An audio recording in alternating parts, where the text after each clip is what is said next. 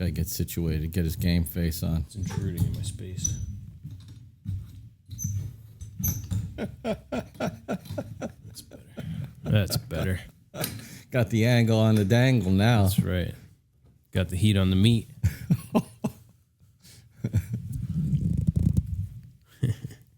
We haven't spoken to everybody since Christmas. No? Seems like 100 years ago already, right? Yeah. I know. Well, welcome everybody. It's episode 17, the American Craftsman Podcast. Yeah, welcome back. Hope everybody had a Merry Christmas, Happy Hanukkah, and I think we're right smacking. I think we should be near the end of Kwanzaa. Kwanzaa, I think 7 days, right? Yeah, or is it 9 days? I don't know. It's 7 candles.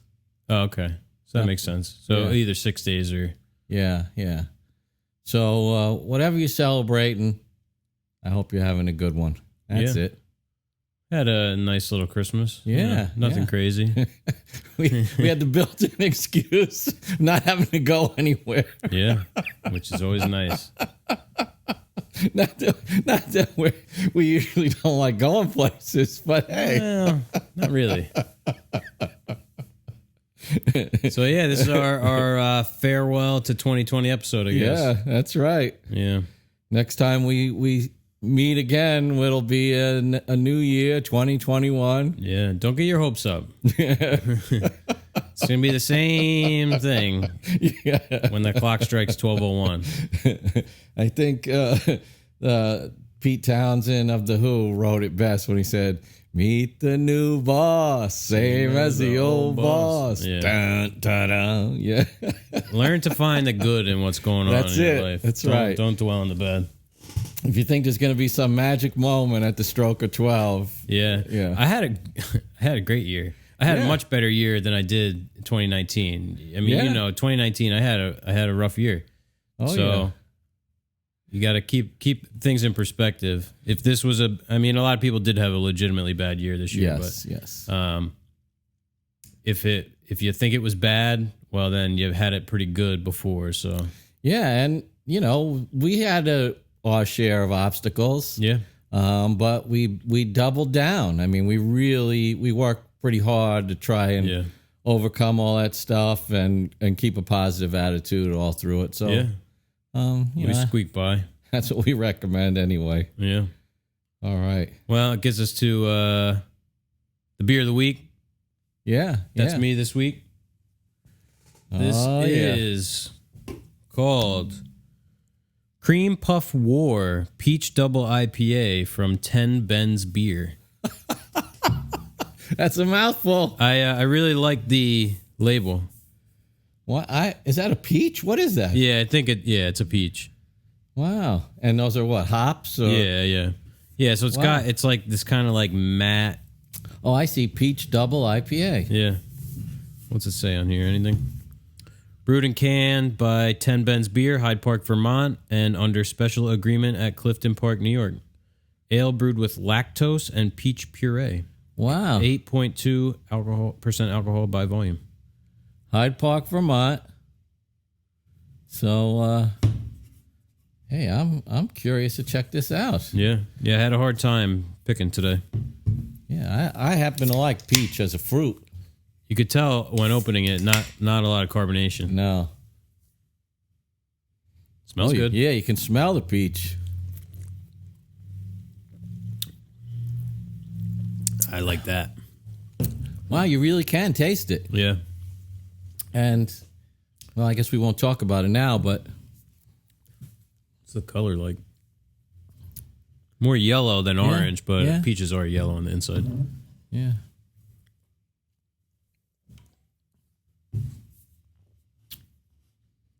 It's pretty good. Could be colder. Yeah, we like our beer cold here in the States. Yeah. I mean, certain beers I like a little warmer, but this kind of beer I like cold. Anywho.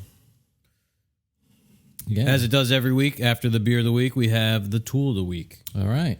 And that is Rob's go this week. Yeah. I got my Wera Posi Drive screwdriver. Simple hand tool. that I don't know if there's anybody out there listening or watching, if you haven't used a posi drive screwdriver for especially for adjusting hinges and things like that. Yeah, where you're supposed to use it. When I first started, I didn't know what posi drive was. And you look at hinges and things like that, and it just looks like a Phillips head. Mm-hmm. They do look a little bit different from the inexperienced eye. Yeah, there is a way to tell. And once you use one of these, I mean, just the way it seats in there, and it's got kind of like these little teeth on the star head there. It's really, and it's not expensive. I can't remember. No. This is probably like less than $10. Yeah, I have the same one, but it doesn't have the rubber overmold. Oh, yeah, so it's just all black. And yeah, it was like less than $8. And it feels nice in the hand. It does. Weir makes nice stuff. Right. It's got what they call a laser etched tip. Mm-hmm. So it seats well. And if you've ever thought you didn't need a posi drive screwdriver, I'm going to say take a chance, take a flyer, spend your $10, including tax and shipping, get yourself one of these, and you'll be happy you did. Yeah, if you're adjusting hinges, then just get one. It's not even a question. You have to have it. Yeah. Because the Phillips, it's not. This, you get to that certain point in the adjustment of the hinge where it starts to get tight, right? And you're going to strip it every time with the Phillips.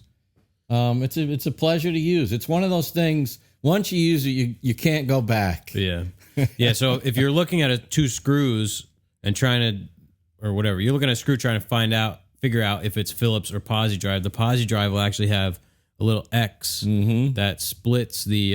It's divided into 4 quadrants basically with the Phillips. But then there's usually they etch little lines splitting those into 22.5 degree or 45 degree triangles. Yeah. Yeah. It's a great little tool, and you'll get your money's worth out of it the very first time you use it. Yeah. Yeah. It's nice to have some driver bits for your impact. I like adjusting. We don't really do it because the way we work is more precise, but working at the old cabinet shop with overlay, there was a ton of play. You might have some cabinets that had a 1/4 inch space at the bottom because there was a door below that was flush, and there were all these different overlay amounts. So I would adjust with a drill. Yeah, we couldn't do that. No. Half a turn and it's crashing into the face frame. The door wouldn't fit in the opening. Yeah, no. With 1/16 reveals, there's not a 1/4 turn adjustment. You're good. But yeah, check it out. I'm telling you, especially for those who haven't used one. Yeah, it'll be like the sun coming out from behind a cloud. Yeah. Oh, cool. Well, I'm gonna put you on. Oh, actually, real quick, got a call from Brad over at Blue Fig on was it Monday maybe? Mm-hmm. And chatted for a little bit. He had a question, actually a question for Rich. Rich wasn't able to make it in today, but so we'll get to that next week. But he had a suggestion for tool of the week. Not something that we've used, so I can't, put our endorsement on it, but Brad said it's good and that people should check it out. It's the Jabra Elite 75T earbuds. So they're wireless earbuds. Yeah, I was going to guess that must be Bluetooth. Yeah. He likes them for the shop. I'm a LG man as of right now. I'm on my second pair of LGs in maybe the last 5 years. Yeah. I like them. They go around the neck and they have the little returnable earbuds. They have just a little wire that goes up to your ear. You see them up there all the time. I don't wear them a whole lot. I used to wear them more, but well, not here, but over at the other place. Yeah. I don't charge it. It's good for 2 whole days sometimes. So those are good, but I've been thinking about getting some different hearing protection. Yeah. I had those, what are they called? ISO tunes. Yeah. I just don't really, I'm not comfortable with anything like inside my ear. I like, maybe it's my age showing. I like the over the ear phones. I like in the ear. When I listen, I use headphones a lot when I'm working with music and mixing and doing stuff. I just love over the ear phones. Yeah. Yeah. I mean, like I have them over here with the podcast set up. Yeah. They're superior for sound. Yeah. Definitely. And I have like a pair of wireless over the ear at home, which now they don't get a whole lot of use, but for working, I lose my spatial awareness when I have these big things hanging off my head. And with these, you can just pull the earbud out and sort of just drop it. And it'll just hang there. It's tough. They're very handy looking. Yeah, the cans, like you end up putting them on your head and they're squeezing your head, or you put them down and then you don't have them. Or if they're around your neck, they're like pushing into your chin. Yeah. There's no perfect answer. No. But they do, those over the ears will keep the sound out. Yeah. You know, you can't hear anything. You can't hear anybody talking. Or actually, what was that company that who was it? The Brad down at Naughty. I can't remember Brad's company. Naughty something. He's down in Georgia. Sorry, Brad. He recently got some hearing protection from, I forget the name of the company, but they have the ones that the Naughty Log, Brad, sorry, where you can hear each other talk. So it only blocks out things above like 75 dB or something, or 90 dB. Yeah. I think something like that would be cool because, you know, when you're planing, if you have hearing protection in, you can't talk. No, because you can't hear anything. A lot of those hearing protection, hearing protectors for like shooting have like active elements to them where it blocks things over a certain dB. So yeah, check them out. Let us know what you think. If you have what's your preferred hearing protection? Do you like headphones or up there? You know, we have like just a little foam. Yeah. See, I wear those a lot when I was riding my bikes. Mm-hmm. You know, the motorcycles. Yeah, riding all day on a loud bike. You can't hear anything. Well, I had it. We just fixed up the table saw station here behind us. Yeah, put a new top on it, and I was underneath screwing it in, and the reverberation of the impact driver. I mean, you start to get used to it, and it is. I mean, it's very bad for your hearing. Yeah.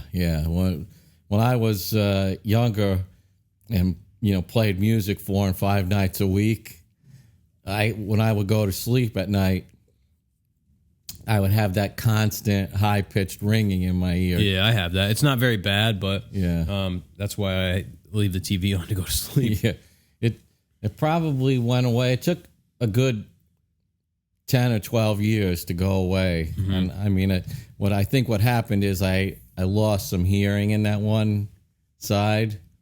I notice it like when I'm watching TV. It's like, oh yeah, that's what he said. Oh man, kids, wear your hearing protection. Well, I'm gonna put you on the spot because I know you. Oh wait, no, you did come up with something. Yeah, gripe of the week. Gripe of the week. Well, I'm gonna say, you know, it's so easy to come up with stuff to complain about, and it started out as almost like a joke. The petty gripe of the week. The first one was, you know, salt won't stay on pretzels. Oh, yeah. And, you know, there are a couple like we don't like littering, or people that won't stop at stop signs coming. And so this one is. It's more of a realistic gripe than the petty gripe, and that's I seem to run into it more and more. It's people who are passive aggressive. I guess it's sort of like a learned behavior because I don't remember it being such a commonplace thing. Yeah, where people, you know, they don't really say, you know, what's bugging them. It's usually like something's bugging them. But they don't want to confront it or talk it out or whatever. So they act in a way where it's sort of like you can't it leaves them always like an excuse, I'll call it. Yeah, It's like, oh, there's always a way that. out. Yeah. There's always a back door. Yeah, I don't know if maybe that's because there's been this stigma attached with sort of telling people really how you feel. Yeah. So people don't want to do that, Is that from this long... I mean, when did political correctness become sort of a thing? I don't know. So I think people got confused where courtesy... because I find we don't really have a lot of courtesy either. That could be even a bigger gripe. There's not a lot of courtesy, and in lieu of that, we have this passive aggressive kind of. Real quick, I see some things popping up on my computer screen. I better check. We better make sure we're rolling. We're rolling tape. Yeah. That was a reminder for a 9 a.m. conference call on Monday. Oh. At least it came through. See, now I gotta get comfortable again. I was so found a You're nice in your spot. zone. There we go. Yeah, that right amount of slouch. Yeah. Yeah. So that's it. We lost courtesy, and maybe people got this passive aggressive streak because they think they're being sort of quashed in what they can say because they feel this quote unquote political correctness inhibits them from saying what's on their mind. So they have to take all these back channel approaches to everything. Well, it's funny, this whole political correctness thing, it's like some of it is real, like what some people are calling political correctness and sort of talking down on the idea of it are like real things that should be not said. But then there's other things that are... It's like, what do you mean? I've been using that word my whole life. Like half of it is legitimate and the other half is BS. I can't say that anymore? Yeah. What do you mean American. that offends somebody? Yeah. So that's it. If you guys have any comment on that, if you've run into, I'm sure everybody knows somebody, when you hear stuff like this, it's one of those things like, yeah, I know somebody like that. Yeah. And you can't say that we're not guilty of it too at times. Everybody's a little bit of everything. Yeah. I mean, sometimes it's a good way to, it's a good, I don't want to say tactic, but it's a good, thing to do sometimes when you're trying to be gentle with, Yes. Nobody's innocent. Yeah. There are no innocents in this. But as you know, last week we had a guest gripe of the week, so we're now accepting guest gripes. Feel free to write in. Yeah. Get it out there on the airwaves, right? That's right. Well, as it does every week, the gripe of the week brings us to the listener questions of the week. Yeah. We have quite a few this week, so let's get moving on those. Our first one comes in from one of our patrons, as a matter of fact, Miles Thompson. Miles asks, are you guys planning on showcasing a more detailed look into your process on a job? Maybe filming a job start to finish, from some of the design aspect to building, then installing. I would love to see that, and any plans to show more of your work on YouTube, similar to, say, Andy Rawls or John Peters and the like? I don't know what that do. Question mark. It's to say it's similar to say Andy Rawls or John Peters and the like do. Yeah, I actually wrote that. I added those commas in there. And any plans to show more of your work on YouTube, similar to say Andy Rawls or John Peters and the like do? I really effed myself on that one. Oh Lordy. Yeah, as a matter of fact, I actually I've been meaning to finish editing it, but I didn't get the last of the footage off the camera and into my computer. Last week and this week, I filmed a video building. You can't see off camera here. We built a cabinet to house all the podcast stuff. So in the top we have like the mixer and a power strip to plug everything in. and I keep my laptop on the top. We have like our cables, our mic stands, and mics. So I built the drawer heads for that. Yeah. Frame and panel. Yeah, just simple. Yeah, joints. frame and panel, shaker style, some people may call. So I shot a video on how we do that on the dado saw.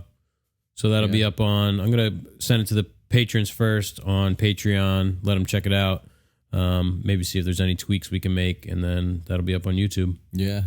Well, number one, as we knew going into it, but we'll emphasize it here. It takes so long to do that. That's something John talks about all the time.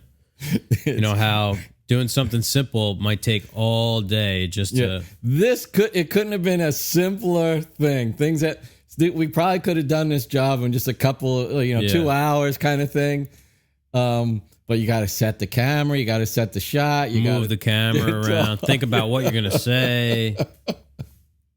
It takes it's maybe triple the amount of time, I would say. Yeah, I mean, realistically, to make these 3 from rough lumber to finished product installed on the cabinet, I'm going to say 4 hours is that's like not going crazy fast. Right. And it didn't take 12 hours, but it took probably a full day. Yeah, because we had to break it up into 2 days. Yeah. Yeah, we ran out of time. It was, what was it, last Wednesday? Yeah. So yeah, be on the lookout for that. And to answer your question, absolutely. Yeah, we'd love to do it. We have to find the right job, and it takes a lot of planning because so much of the stuff of the work, once we start a job, a lot of processes go by quickly before you even know, and you go, oh, I should have taken some pictures, shot a little bit of video. Yeah, like with Sandra's door, I filmed a whole bunch of that, but I missed a big part in the beginning. So then you think to yourself, well, it's not even worth it to do anything with this because the whole beginning part is gone. So you really need like somebody just in the shop for, let's say it's a 2 or 3 week job. There'd have to be somebody here every day, and then they would have to edit those hundreds of hours of footage down to a palatable length. If we could afford to do that, we wouldn't be selling That's right. woodwork. We wouldn't be begging for sales. Yeah. We wouldn't be getting 2 cents per podcast listen. You want an affiliate sale and all that. Yeah.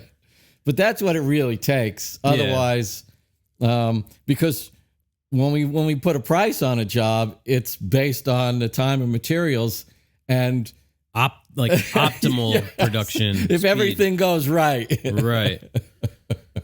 So yeah, I mean, definitely some smaller stuff I want to start filming, some like little overviews of tools of the week so you get an up close look and maybe see it in use, stuff like that. The long format stuff, it's going to be tough. Yeah. I would love to. I'd love to shoot a 4-hour podcast every week.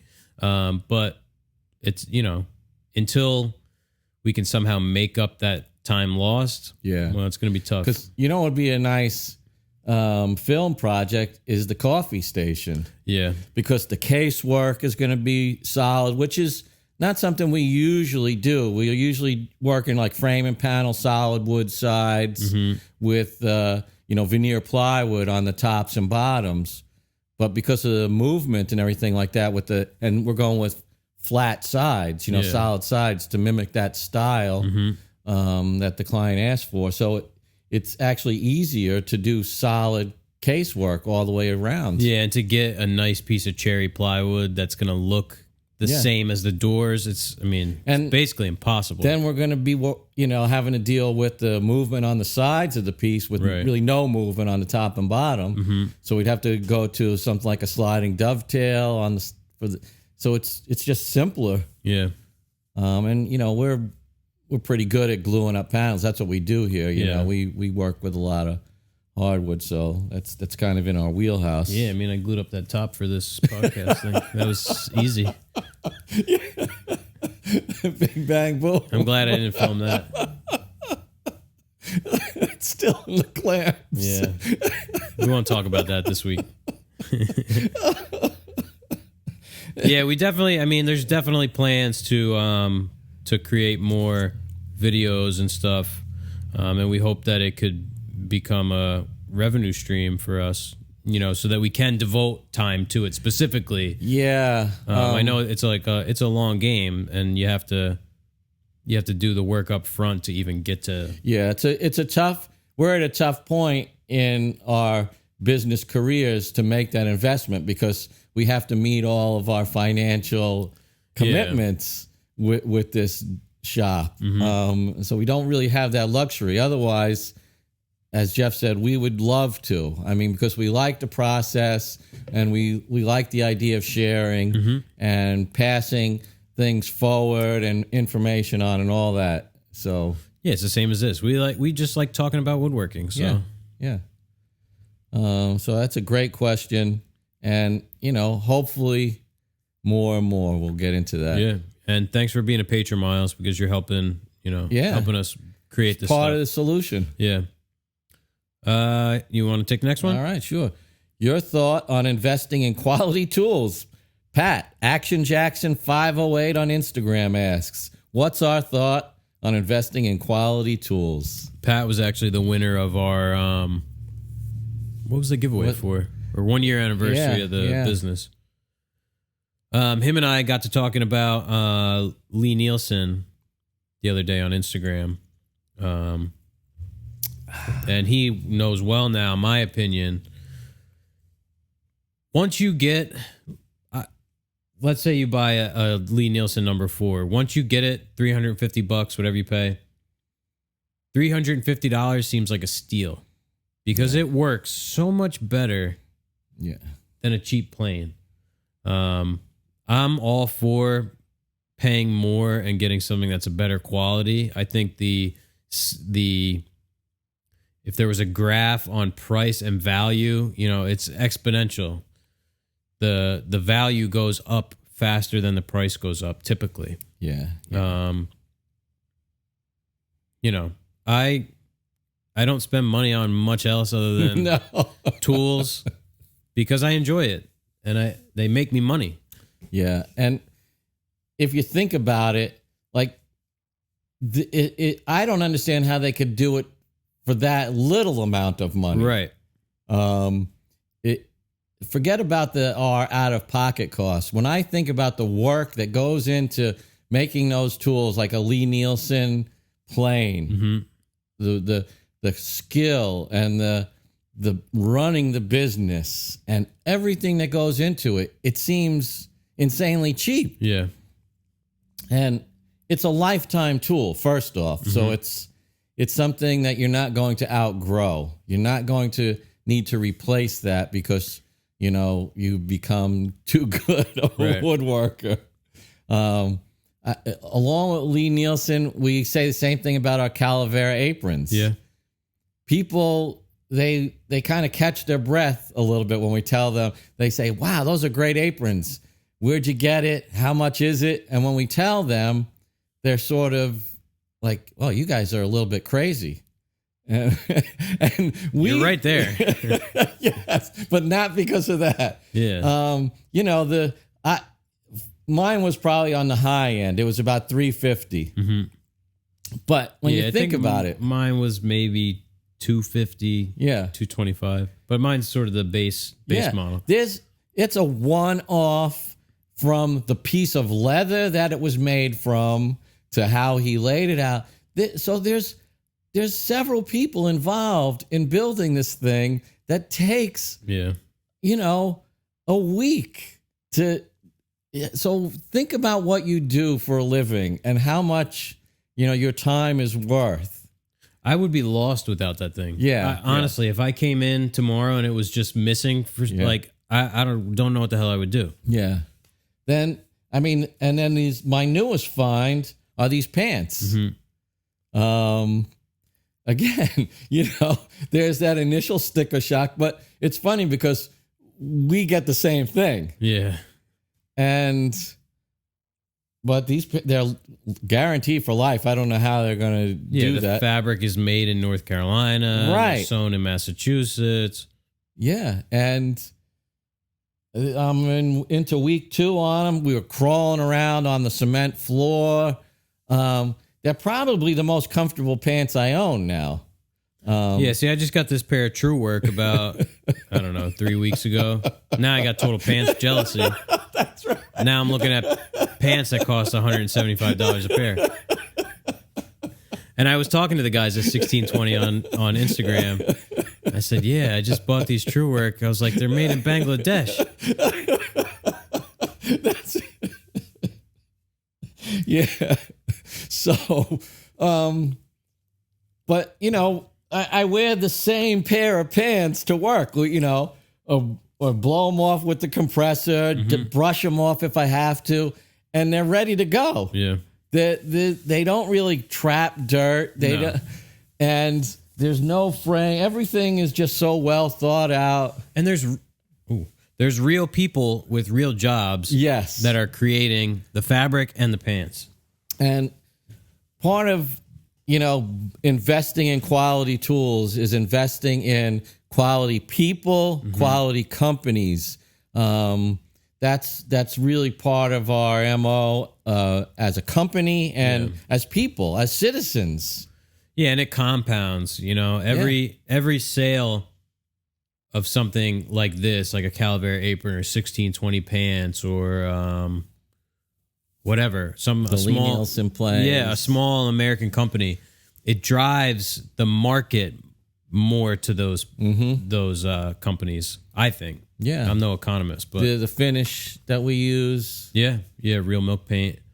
It adds up, it's a couple of grains of sand here and there, but we like to do our part. Yeah.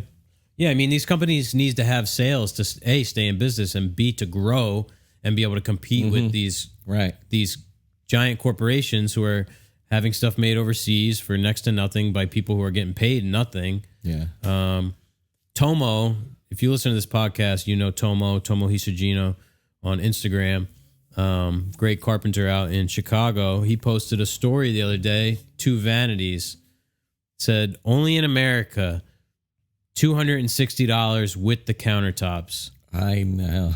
And I messaged him. I said, yeah, and Home Depot still made a profit. Yeah. At $260. Yeah, they're wheeling and dealing over there at the big orange box store. And, the hardware on those 2 things would cost us more than that. Yeah. Yeah, you're talking, if there's 2 doors and 2 drawers, that's $60 in slides. Another, what do we pay? $14 a pair for the hinges and the plates. Yeah.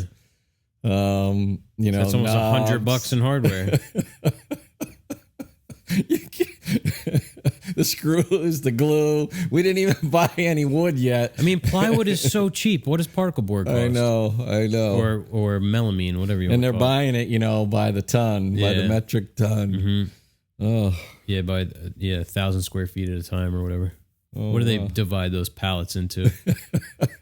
I don't know. Probably more than 1,000 square feet. Oh, we move on. So, you want to address Tim's question? Yeah, it's from our buddy Tim, True Trade Carpentry. We're actually up in his neck of the woods yesterday. He said, goals through 2020. Did you hit them? And what are your goals for 2021? Yeah. I don't remember we did hash out some, nothing set in stone or written down on paper, but we did hash out some goals for the year. I don't remember what they were. Yeah, I don't either. I mean, coronavirus and the quarantines and everything sort of, it sidetracked everything. Yeah. Including our attention. And I think just surviving the size of our company. That's what I was going to say. I think that became our goal about halfway through. Yeah, and a company in its infancy. I mean, we only started when September. Lockdown hit. We were only 6 months old. Yeah,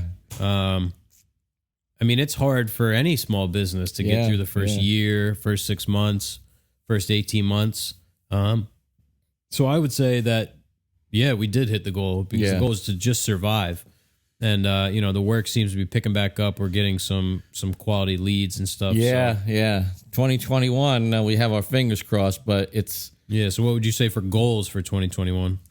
I tell you, I'd love to raise our profile just organically, I'd love to see that. I'm totally excited every time we do the podcast and, we get the questions and things like that. So...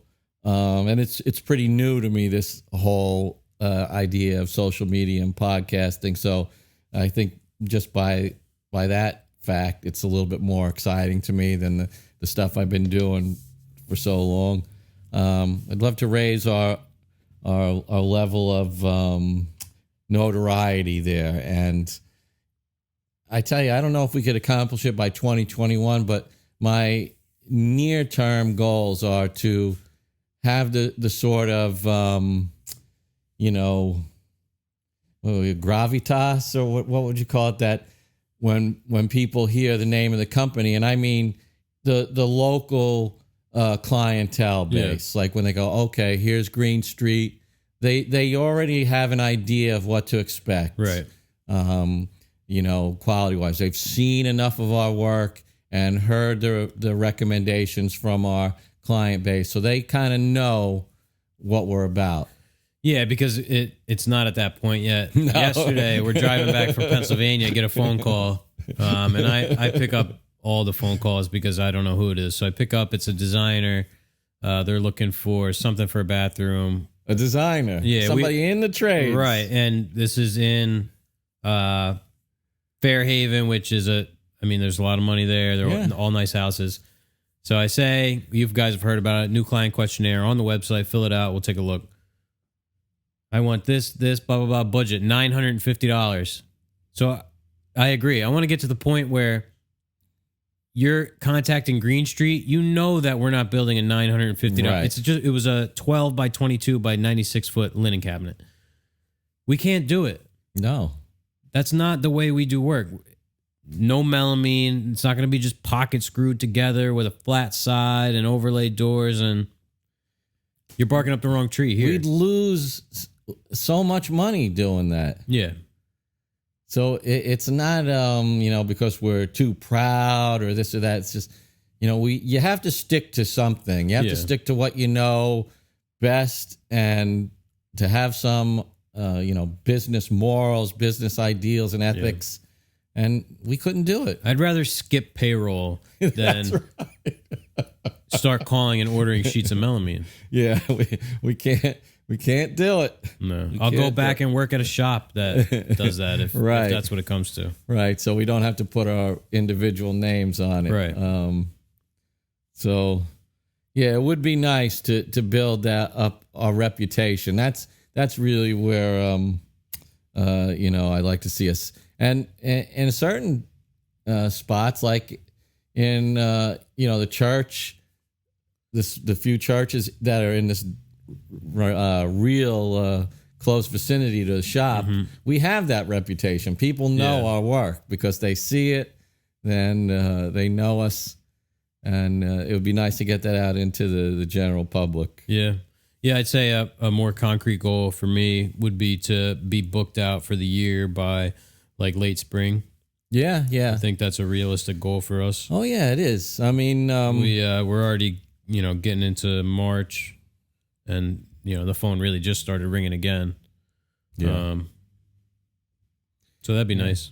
Once people start getting those vaccines and feeling more comfortable, and the economy starts opening up, people are going out to restaurants, et cetera, et cetera. Maybe they get a stimulus check. Send those damn checks. We need some money. Yeah. Spend it. You want to take Manny's question? Yeah, sure. All right. This is from our good buddy Manny. This is another good question. Do you guys see yourselves wanting or needing a CNC in the future?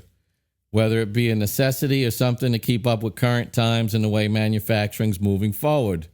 Or is it the goal of Greene Street to stay as traditional and hands-on as possible? What are your honest thoughts about incorporating CNC work and true hands-on craftsmanship? Manny. Thanks, Manny. I would love to have a small CNC if we had the space. Yeah. Little 2 foot by 4 foot or something, or a 4. I don't know what the sizes are. 4 foot by 4 foot, something like that. Just because we have used CNC products in our work before. We farm it out. Yeah, I mean, hand carving is wildly expensive. CNC work is expensive enough. So for like the church, we had carvings and stuff that were done on a CNC. Yeah, of course, we want to keep as much in-house as we can. And it's good for creating templates and jigs and fixtures and different things for the shop. So, I mean, if there's a tool, I want it. Yeah. But it's a matter of what you can afford and what you have space for. No. And what kind of return on investment you're going to get. Yeah. Right now, there's no way we could ever fit a CNC in here. No. So, like a big one, big, we'll say, that takes a full sheet of plywood. That's a whole different mindset as far as processing materials and things like that. So the small thing for doing the odd artistic bit, because we're pretty computer literate. Compared to a lot of shops. I mean, we do all our drawing on computers and we work from. I've never done the plans. toolpaths on Fusion, but you can make the drawing, you can make the toolpath. Yeah. And we've talked to Manny, who's worked with CNC, and so he knows all the little ins and outs. And it's not as easy as, just punching in a couple of numbers. I mean, there's little things that can go wrong with CNC machining as well.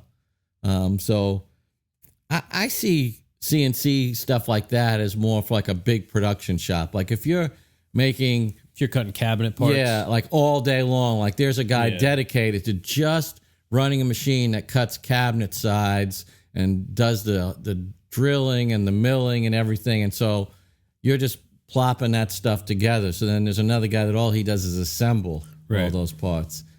That's never going to be us. That's not what we're aiming for. Yeah. No, I mean, because honestly, I prefer to build furniture and not cabinets. Right. Anyway. Right. So if we saw some crazy growth, I would prefer to sort of veer off in the furniture direction, because it's just more creative and satisfying. I mean, building cabinet boxes sucks. Yeah. That's the worst part of doing a kitchen or a built-in is cutting up all the plywood and screwing it together, and it's just, there's really nothing to it, and if somehow that became an opportunity, that would be like a separate arm. Like we would never do that as our main thing. We would if lightning struck, we would have another shop with just that and somebody doing it, and we drive by once a week. How's it going? Thanks, that's good. Yeah, I don't know if I would even want to attach the name to it. No, we'd call it something else. Because if there was if there was enough money coming in to justify, setting up a dedicated, let's call it a cabinet shop, then there would be no need to attach the name to it. No, because that you already have a client base that's gonna. You're right. It wouldn't. The two things shall never meet. Right. Right now, there's an intermingling, but we're not going to turn into a production, large scale production cabinet shop. No, what would be nice is if we had a strong enough relationship with the CNC shop that's not too far from here. Yeah, but they're always busy with their own stuff, because there have been one or two times where we could have used their help, but it just hasn't worked out. Yeah, I won't say anymore. They dissed us. Yeah. Yep. They do have Hibbity Bibbity working over there. Yeah. Here we got a question from Dave. That's Blugerson on Instagram. BLUGERSON, I think. I wrote it out phonetically here. What is your best 2020 shop memory? Wow. I could think of it. in the shop or just in general? Yeah, just in general. And I guess it's technically it's a 2019, but when we got the call that we were going to do the confessionals. Oh, yeah. Because we'd really only been a company for like 2 months. Mm-hmm. And it was a really, not only was it a super interesting build and job with all kinds of cool stuff, but it really meant, this job's going to carry us forward into the next year now. And it just cemented the fact that we were going to have some wind in our sails. I remember that. We were all... Was that... I got that call, right? Yeah, or was that for the Altar Rail? I can't remember. It kind of came really close together. Because we installed the Altar Rail in December. Yeah. And I remember it was one or the other. I'm sitting at home. I get a call from like a random number at 8:30 at night. And I'm like, who the hell is this? Pick it up. Hey, this is Father Al. I'm like, oh, shit. That's right. You did get the call. You did. It was either the confessionals or the Altar Rail. I don't remember. Yeah. Yeah. I forgot about that. That was, we were very excited. That was a good moment. Because we knew that was going to be whatever it was, 10, 12-week build. Yeah. It was a lot of fun, that job. Yeah. We could take a lot of pride in it. It was everything that we like to do. Yeah. I'm going to say going to Vegas. That's not a shop memory, but for 2020, yeah. I mean, it was a lot of fun. Yeah. The furthest west I had ever been was West Virginia, I guess, when I was in college. Yeah. So flying all the way out to the other side of the country, and, you hear about Las Vegas, you watch movies and TV, and, finally getting to see it and going to the KBIS.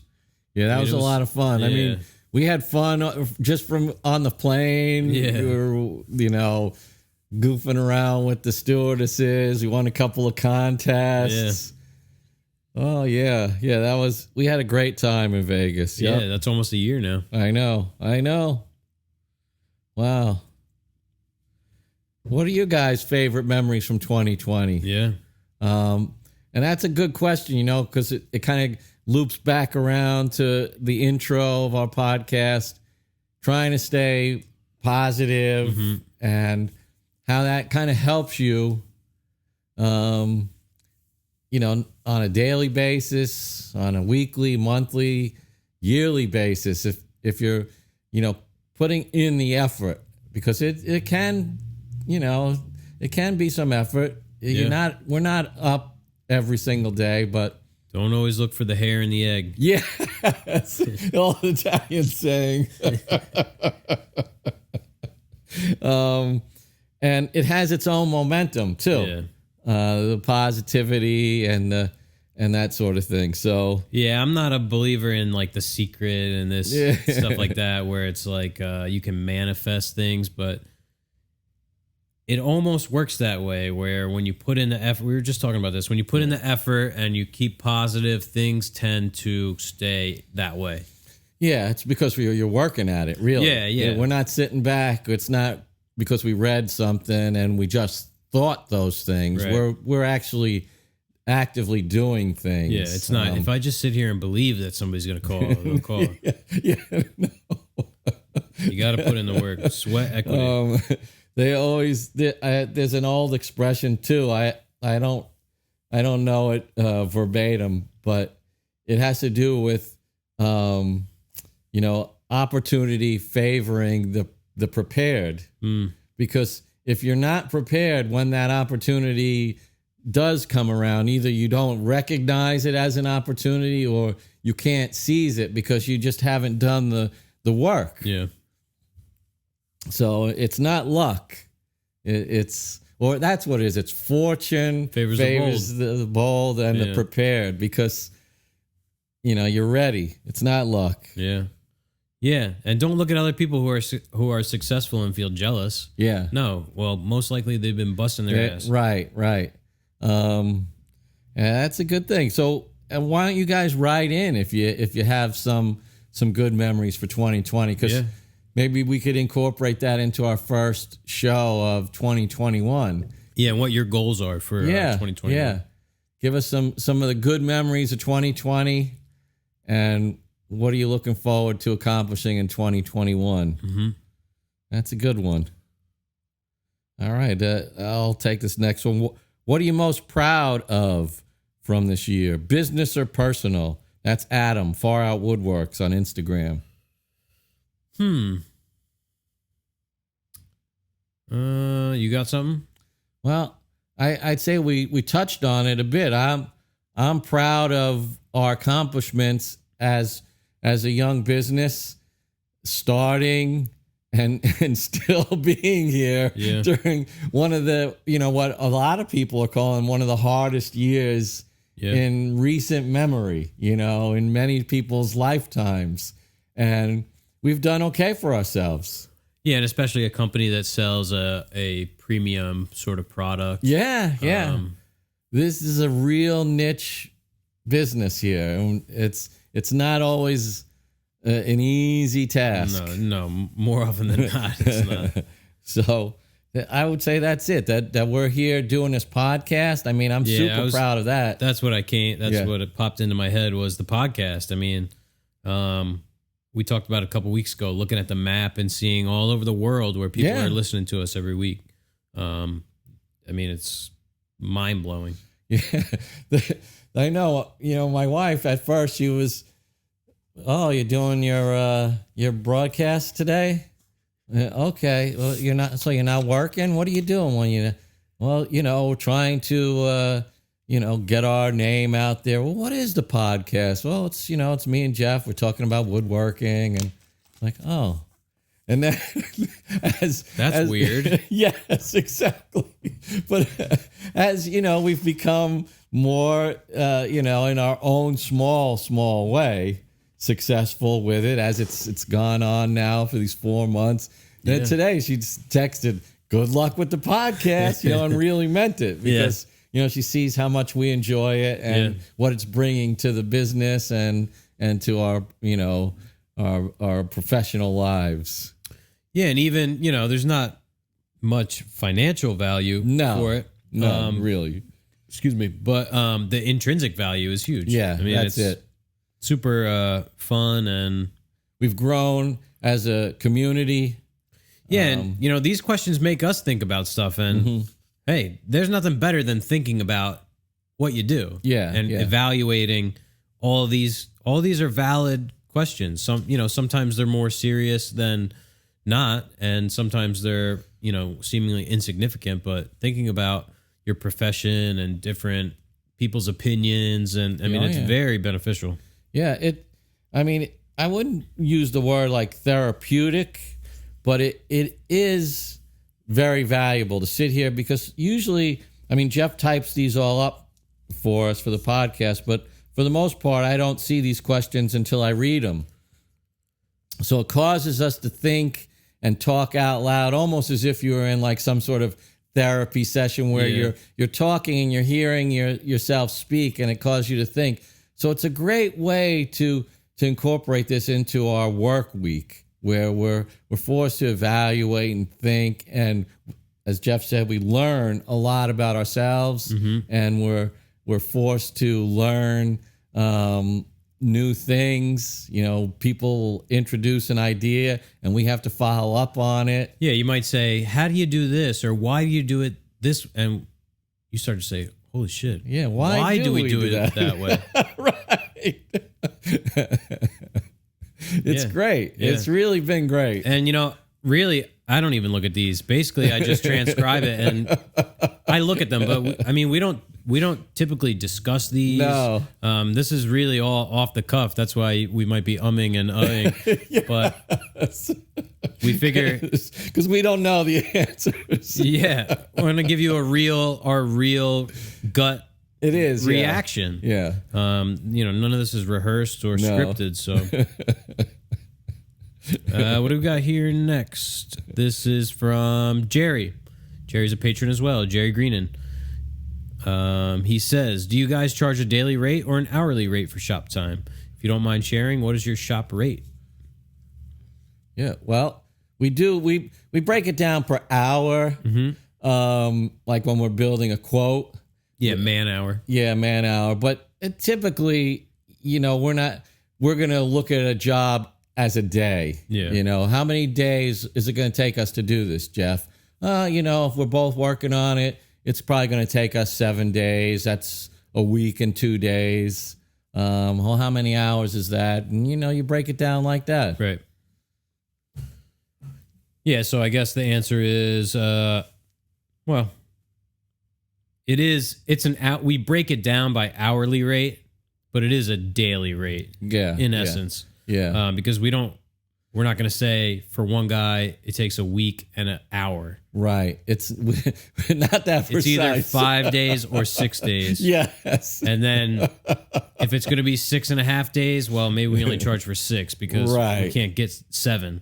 Right. We don't always get what we need. Yeah. Sometimes we have to take a little bit less to secure the job. The client's budget won't extend that far. And that's maybe a good goal for 2021 is to get paid for our time. Yeah. Or as my first accountant used to say, you got to get paid for the time you're not working on a job, the time in between the jobs, resetting the shop. This is all downtime that is essential to the business that is not getting charged to a client. Yeah, which is part of the getting our name and reputation out there. Right now, the people that are hiring us don't really know typically what we're all about. They're starting to come forth more often, but so we're competing against quotes from guys who are just phoning it in. Yeah. So they see a price that might be 30 or 40% more, and they're like, "Oh, what the hell? Why would I pay 30 or 40% more when this guy will do it for?" Yeah. Well, that's why our presentations are so thorough. Not only because that's who we are, that's our nature, but we do have to differentiate ourselves from the guy who's just given a number on a napkin. Yeah. We spell it all out. And if the clients do their due diligence and compare apples to apples, then they'll discover, why things are the way they are. But typically that's not going to happen. It's more a numbers game. Yeah, they may not even be able to comprehend the differences because, when you talk to a layman in any industry, you're talking to a layman. Right. Yeah. So we do our best. We're going to give out our hourly rate.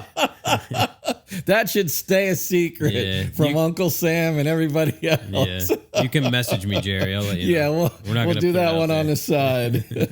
I'll just say we don't typically get what we ask for. Yeah, it's not enough. No, and we can't. We don't pay ourselves what we. Yeah, it's not enough. It sounds like a lot, but it's not. Yeah, and you gotta remember where we are. Yeah, in the Northeast here, things are very expensive. Oh, yeah. If you live in, let's say Fayetteville or something like that, you would think that we're rich. Oh God, yeah. Yeah. Pay $1,700 in rent. Yeah. For I won't get into it. Yeah, that's a rabbit hole, all right. Here's a good one from Sal. It's our buddy Sal the carpenter, another Jersey guy. What are the tools that you've purchased in the past few weeks? Around Christmas time, everybody's got a little pocket money, typically. Yeah. What about those mini squares? Yeah, I haven't used mine yet. Actually, I don't even know. Oh, there it is. Yeah. I thought I lost it. Yeah, it could easily get lost up in a dust pile. Yeah, you could sweep that up. I know, you wouldn't even know it. Except it is metal. It's aluminum, so you might have lost it. What about you? Aside from the pants, have you picked anything up? No. I mean, the last few things I purchased were all articles of clothing. Yeah. We even went to Woodcraft yesterday, and you didn't I couldn't find anything. I mean, I really couldn't find anything. I'm picky. Yeah. But I'm totally... Is jaded the right word? Yes. Because it's like I look at everything in there, I'm like, this is crap. Yeah, junk, exactly. Yeah. Junk. Let's see. What have I purchased? I got a new caulk gun. Yeah, my caulk that was gun, pretty cool. Yeah, my caulk gun broke, so I got a Tajima Convoy Light. I like the Tajima caulk guns.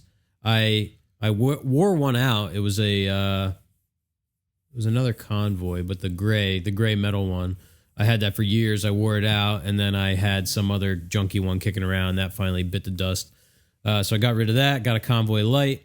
I got a Gayu Kucho flush trim saw, because that's one of the few saws that I don't have. Is a nice flush saw with no set, so it doesn't scratch up the work. Yeah, that's important. I got some cork to line the jaws of my vise, because it's a good idea. That's why. I'm gonna borrow some of that. Yeah, I got like 48 by 24, I think.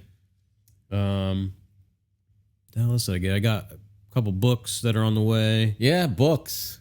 I mean, that's a tool. Yeah. I think that's it. My wife got me a Lee Nielsen spoke shave. Yeah. The convex version. I have the straight. Now I need the concave. Yeah, we got to make a little cabinet for all that stuff. Yeah. Yeah, it's getting a little crowded over there. Yeah, a nice cabinet's good. You open it up, they're all sitting there in their little holders. And yeah, maybe a little felt. Yeah, green felt. There you go. With cherry. Yeah, I like that. Yeah, the last thing I had to buy was a refrigerator, so I'm a little down on the tools. Yeah, that sucks. Nothing's cheap. Oh, and actually, I got for my parents some Lee Nielsen scrapers that I have. I got to set them up. Yeah, I have my DFM, and that's going to be now a glue scraper. Oh. And the Lee Nielsens will be full-time scrapers. Yeah. We usually pick up some stuff for the shop, too. There's always little things. What about your little sanding buddy? Oh, yeah. Yeah, Woodcraft, I got the Miles Craft sand plane. So it's like a little plastic sanding block, and it has Velcro, so you can put 5-inch sanding discs on it. And it came with, I think, 4 different profiles: a convex, concave, a pointed kind of one, and a flat one. Yeah. So you can use a 5-inch disc. And they're kind of like hard rubber. Yeah, actually, they're pretty soft. Oh. Well, not, it's like like on a like silicone orbit. almost, but that's pretty cool. I can't wait to try that. Yeah, I saw that in Klingspor, the catalog, and then I saw it there, and I'm like, for $9, you gotta pick that up. Yeah, I do like the sanding disc, like sanding blocks. It's round, or that they curl up on the side. Well, just anyone that takes a sanding disc with Velcro. I don't like messing around with the little clips or those stupid ones with the nails. The ones with the nails. I hate that. Suck. I hate that. It never gets tight enough. No. So then it's like moving around. I think they came up with that idea in 1948. Oh, and it stinks still, like rubber. Like, yeah. And then you pull up on it, and eventually it cracks and breaks off and becomes completely useless. What's good are the ones that take a belt sander belt, and then it has like a spring. Oh, yeah. Those are cool. Yeah. But I don't like a super hard sanding block. Okay. If, I don't know. On the Orbital, I like a hard backer. But, usually with a sanding block, you're trying to like sort of finesse something. Yeah. If you're trying to work something flat with a sanding block, use something else. Yeah, I've usually just been like a scrap wood kind of guy. Yeah. See, if I have to do that, I'm just going to use an Orbital. I want that Festool Delta sander, so that'll probably show up here one day. Yeah, I want that profile sander. Oh yeah. All right, so let's see. Next question's from another patron. Wow, Kevin McMahon. Thanks, Kevin. Do you have goals for 2021 for business overall and individually?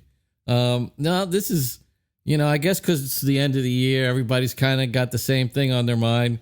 This is the same question and very similar to Tim's from True Trade. Mm-hmm.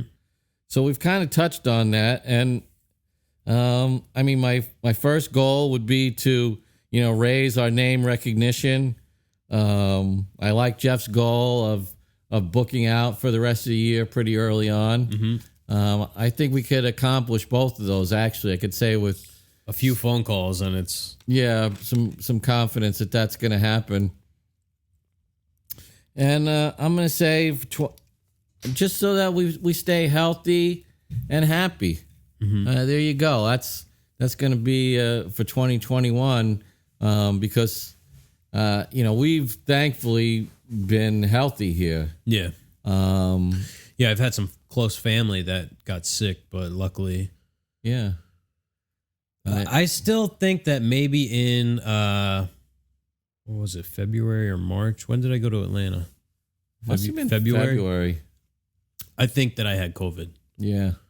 Who knows? I mean, everybody says it, but yeah. But I think I did. Well, you know what that means for the rest of us. Yeah. It's not like we live separate lives over here. No. But antibodies only last 6 months, so it doesn't mean I'm safe. Yeah. That's my main goal for 2021. That, because without it, nothing really matters. Yeah. Yeah, I agree. I mean, look at Rich, he hurt his foot. I mean, it detoured, his whole life, that foot injury. Yeah. And depending on what point you are in your age, it can really affect the direction that you choose to go. Mm-hmm.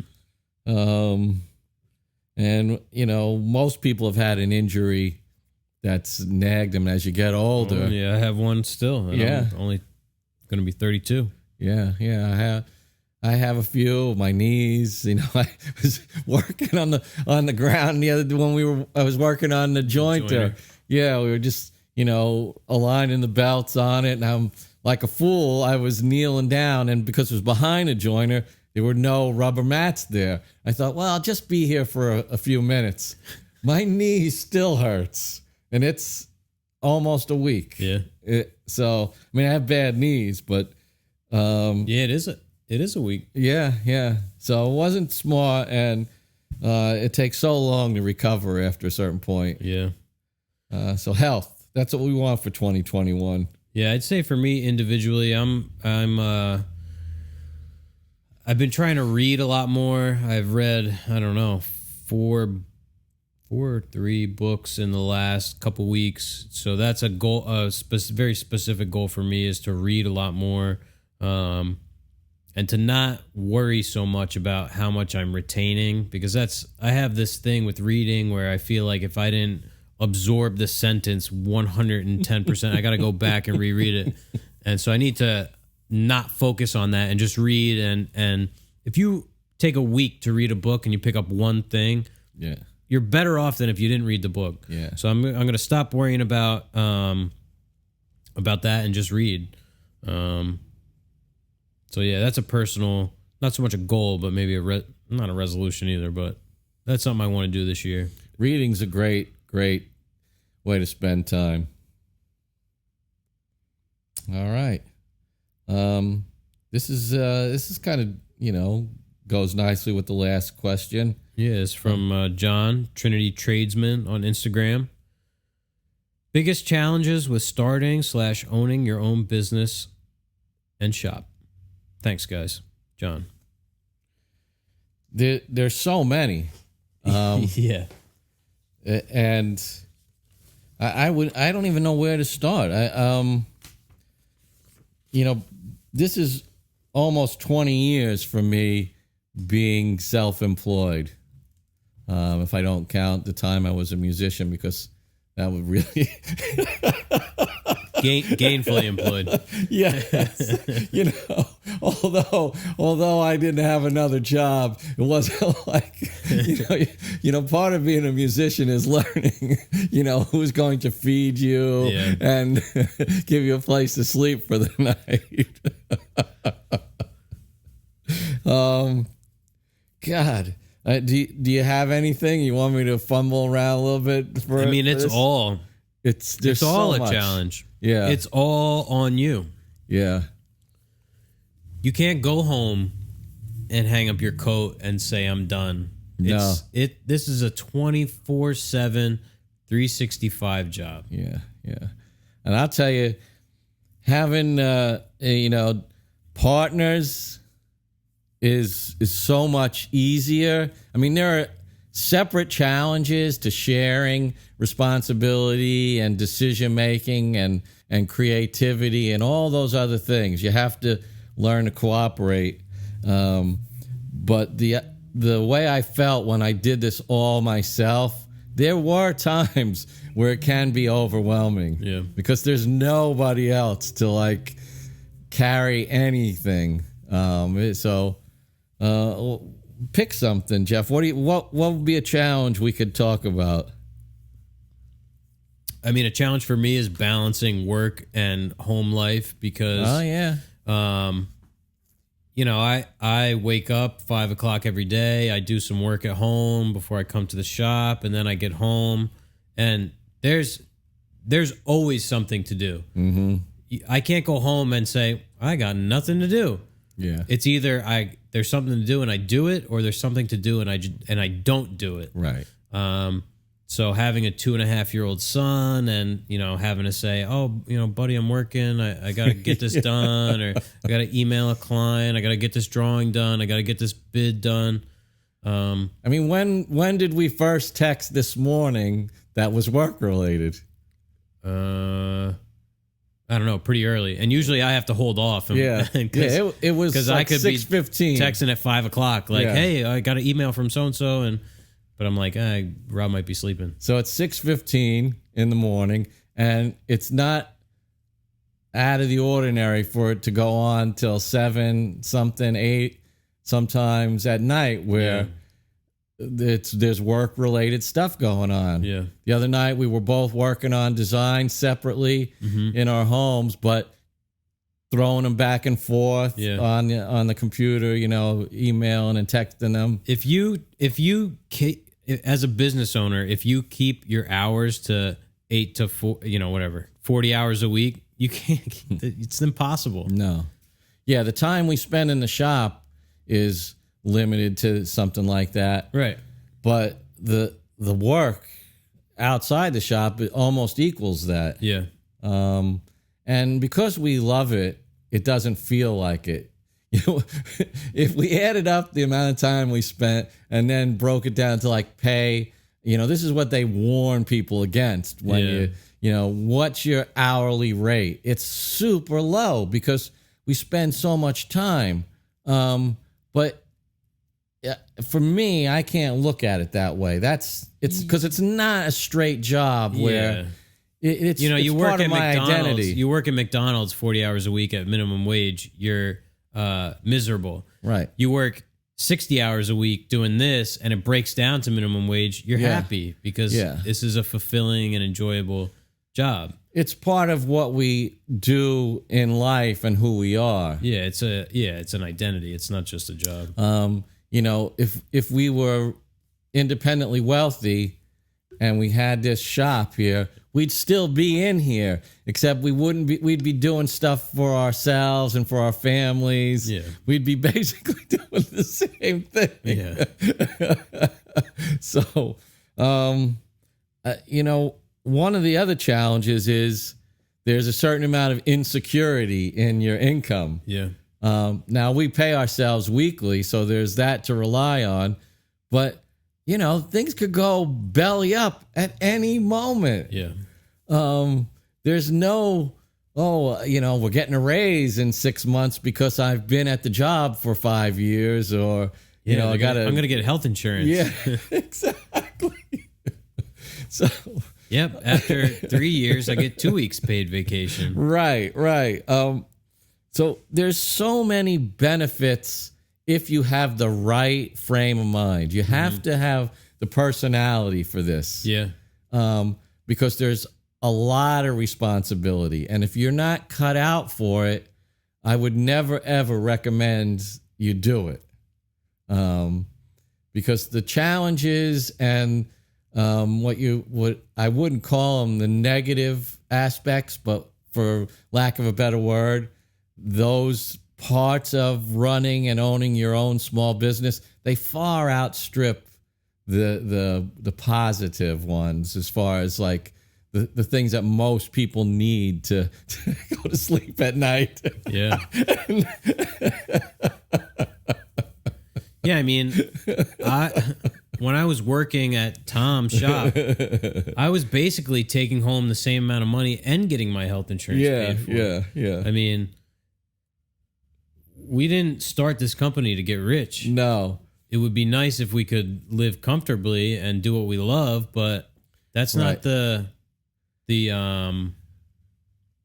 what's the word I'm looking for? That's not the reason we do this. Right. If we changed our business model, we could be doing other work and be, making a lot more money. And I was working 40 hours there with no responsibilities out. Just responsibility I took on myself. But that's it. It requires a certain mindset and personality to enjoy this, even though it's harder. Mm-hmm. The rewards are phenomenal. When something goes as we planned, when we get that phone call, when we complete a job, when a client thanks us the way they do. We worked over there in combined several years, and I don't think I ever heard anybody say thank you. Like one time I got word that a client had emailed and said, "Oh, we're super happy with the job that Jeff did," and blah blah blah. But that was it. I mean, people are effusive Think about Albarino. We got treated like garbage. I know. Like, can you finish this? I'm like, you added all this work on. And we're still getting it done like before the deadline. That's a whole nother. Yeah.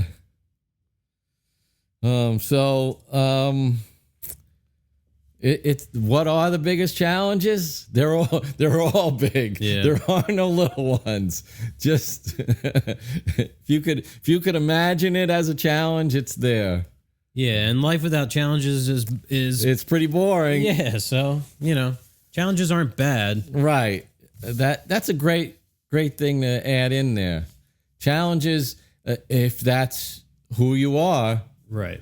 Challenges are what keep us going, which adds life to our life. Yeah, I don't want to go home and hang up my coat after 40 hours and say, all right, I'm done with woodworking for the week. No, this is part of my life. That's the other reason why, every time we get a chance to design something, we're pushing ourselves. We're not looking to repeat ourselves. Yeah. Oh, what's the easiest way we can do this? Right. We want to be creative. We're artists in that sense, where we want to have the freedom to create and to explore. Yeah, and to be inspired and come up with something from our inspiration. Right. We talked about that a little bit yesterday when we were out at Samir's. Yeah, I was going to say we're going to talk in the Patreon section of the podcast about the house we visited yesterday, and I mean I left pretty inspired. Yeah, I did too. Oh, here we go. This is easy to answer, but this is a great question. Yeah. What brand of hardware, drawer slides and hinges do you like to use? And Martin Woodwork 73 on Instagram also adds great podcast. So thank you. Thank you, Martin. We like Bloom tandem slides and Bloom 95 degree for thick door hinges. Yeah. The Bloom brand, we like the cast base plate. We don't like the little stamped base plate. Yeah, they suck. Hinges. And because we build all our cabinet doors 1 inch, we're limited to that. And 3/4 inch drawers. Yeah. So we have to use the 95 degree for thick door. 95 degree refers to the opening. Right. And the undermounts that are made for 3/4 inch thick sides. They're Fs? 563 I think they used to be H and now they're F. Yeah. F for full thickness, I guess. Yeah. Made in North Carolina or South Carolina? I think so. And the hinges are made in Austria. Yeah. So. We like those. They're really, really reliable. I mean, I can't find any fault with them. Yeah, it's not like we're trying different brands, but it's not broken, so don't. Right, we're not looking for a bargain. Like if Salici's went on sale and they were $3 less a pair, we're not going to buy them. No. We don't look at the price. You know, have like King Slide and stuff like that. I mean, they feel junky. Yeah. The Gross. That's what a lot of these guys are using. Are these they get them from Hayfley, Gross. Yeah, those things. It's just a knockoff Bloom. You know what it's like when we were looking at those Bora parallel clamps yesterday at Woodcraft. You look at the clamp and it's like, all right, this is trying to be a Bessie. Looks pretty much like a Bessie aside from right. They modeled it after the Revo, but it looks like a knockoff. Yeah. It feels like a knockoff. It is a knockoff. And it's not really cheaper. No. So we were saying, nobody's gonna. I mean, they haven't beat Bessie at their own game, right? And for us, nobody's really beat Bloom at their own game either. I do like the Sugatsuni stuff. Well, yeah, we've used that. I don't know if they make an undermount slide. I don't know. I mean, they make those. We use those really nice sauce style hinges. Mm-hmm. They're really dressy. Yeah, they have all the adjustability in them, and they make a lot of really creative stuff. Yeah. Yeah, those grommets that we got were nice. Yeah. The little touch latches. Mm-hmm. But for the drawer slides and the hinges, Sugatsuni makes hinges, but I don't think they make slides. Yeah, and no point in intermingling. No. It's really nice to rely on something too. Yeah. You know what you're going to get. We know the setbacks and all the little nuances with the the undermounts and where to put everything. There's no question where to drill that hole and cut that notch. My one complaint, I wish they had a soft close for thick door. Yeah. It's either free swinging or pulls it closed. Yeah. I know. Yeah, because our doors are typically pretty heavy. Yeah. More so than a regular like kitchen cabinet door. Yeah. And so they do have the little plunger style. Yeah. Which something to maybe look into, but yeah. So if somebody at Bloom somehow gets a hold of this, maybe you would think about adding that to the lineup. Yeah. Some people still build 1-inch doors. Hopefully they don't discontinue the whole line. Yeah, that's right. That's what I was always worried about. It's like the two things, because there aren't a lot of hinges and slides available for us. Actually, no. Even what were you trying to do? The push to open. Yeah, we couldn't even get. No. Yeah, couldn't even get it for 3/4-inch drawer boxes. Right, so we are limited. Yeah, but thankfully, Bloom does a nice job with what we need. Yeah. Oh, jeez. Oh, this is really all you. This next question. Yeah, it's from our buddy Jack Thornton. Jack Thornton 98 on Instagram. He says oil stones, diamond stones, or wet stones. Well, I'll tell you exactly what I use. I use a Trend 300 1000 grit diamond stone. I use a 5000 grit Shapton ceramic stone. I use an 8,000 grit Shapton ceramic stone. I use a 12,000 grit Shapton ceramic stone. Yeah, you know what I use? The Veritas thing. Yeah. Now it's not. It doesn't come close to like doing it by hand and honing everything on the stones, but what it does do is, in let's say, like an hour or two one day, I could break down all my tools, get all my chisels out, take apart all my planes, and get them really sharp. Yeah.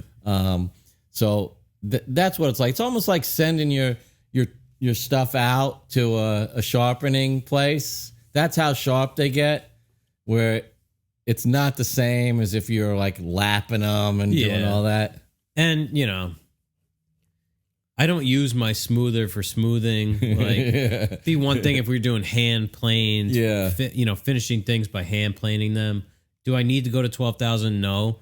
I was actually talking to Tomo a couple months ago, and I was asking about the 16,000 Shapton, because it's very expensive in the U.S. It's like a $300 stone,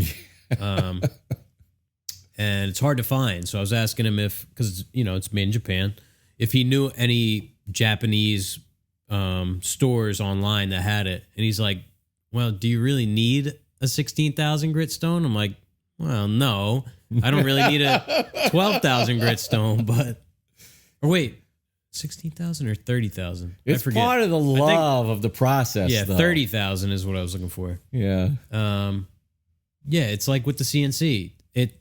I want it as sharp as I can get it. Yeah, I don't care if I don't need it that sharp. Yeah, I just want it that sharp. Yeah, I want a mirror edge. Yeah, I don't need a 1/4 inch and a 5/16 inch chisel, but maybe one day I'll need that 5/16. Yeah. Well, you really enjoy the work, so that's really part of it. In a lot of what we do, it can be tedious if you look at it that way. Yeah. You have to enjoy the process. You have to even enjoy sanding because there's too much of it. Yeah. That if you don't find something in it, then it's just misery. That was like with the spoke shave. I took a piece of maple, put it in the vise, and turned it from square to round. And I said, well, if that's all I ever do with this thing, that was enough.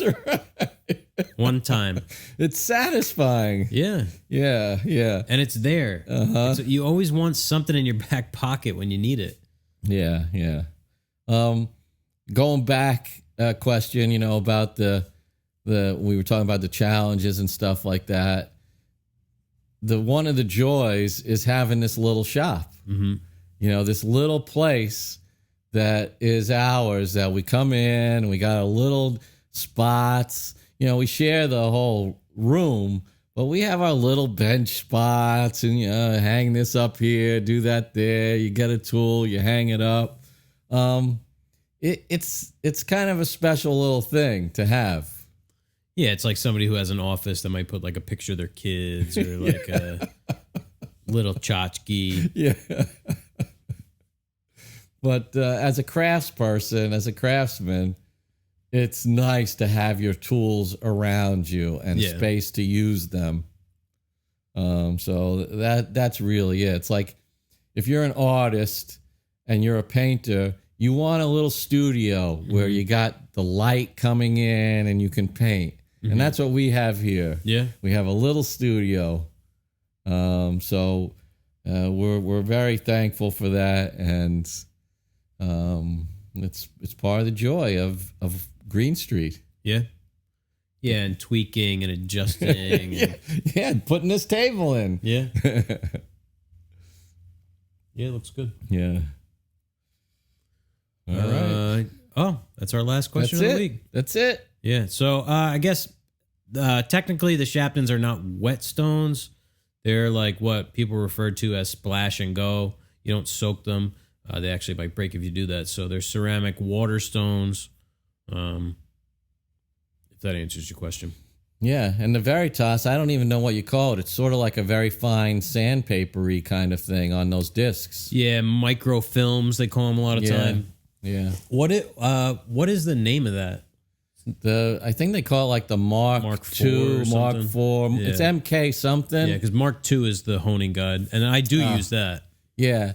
So it's their sharpening system. It's basically a flat wheel. Yeah. It comes with, a couple little gauges so you could set the angle right. And you basically let the thing spin around at its slow speed, do the work, and you're good to go. It's great for a beginner like myself as far as sharpening goes, because that's a real art. To learn how to sharpen. It's a big time investment. You really need to know what you're doing. Otherwise, you just make it worse. I learned the hard way. Yeah. All right. Thoughts on the beer of the week. So it's going to come to me since, I really enjoyed this. This was it. It was unusual in a good way, where it doesn't, you don't sip on it and go, "Oh, that's really different." You go, well, "That's different and good." Yeah. The fruitiness is apparent. That's for sure. It's got a really nice aroma. What would you call it? A bouquet? Do they even say that with beer? So I'm going to say this was nice. I don't understand the name Cream Puff War. Yeah, I don't know. But I like it. It smells more like mango to me than peach. And if you blindfolded me and I drank it, I wouldn't say, yeah, that tastes like peaches. but definitely some kind of fruit, almost tropical. Yeah, it has that juicy tropical grapefruit mango kind of thing going. I'm a big fan of these style of IPAs. This 8.2% is a little high for my preference. I'm not a big double IPA fan or even triple IPA, but And this is a pint. yeah, it was good. Cool label. 10 Ben's beer. Never heard of them, so happy to try them out. Yeah, shout out 10 Ben's. I'd drink it again. Yeah, me too. All right. Tool of the week in the description and on the website. Yeah, as always. And Got our Weir Posi drive. yep, that'll be down there. I'll stick Brad's Jabra Yeah, the earbuds down there. You guys can check them out. And as always, you know that we're on YouTube, if you didn't know. So you can find us there at Greene Street Joinery. And sorry, I got a Instagram message on my watch here. I got distracted. If you'd like, you can support us on Patreon, Greene Street Joinery. Give a shout out to our gold tier patrons, David Murphy, Manny Sirianni, and Eric. Yeah. And we'll do, as we do every week now, a little 30-minute bonus footage after this. Yeah. Keep coming with those questions. Yeah. I mean, it's really the highlight of our podcast for us. We love hearing from people. Let us know where you're from, too. Yeah. You'd like to hear from you. If you're from, Illinois or Wisconsin or from Tasmania. I don't know if we have any listeners in Tasmania. Not as far as I know. Do have some Australians, but I don't know if Tasmania specifically. So everybody, you made it. You made it through 2020. Yeah. Again, don't get your hopes up. 2021 is going to be as good as you want it to be. Yeah. We're feeling pretty positive here. So come along for the ride. Yeah. That's what I can tell you. So we'll see you next year. Yeah. Thanks. All right. Ciao.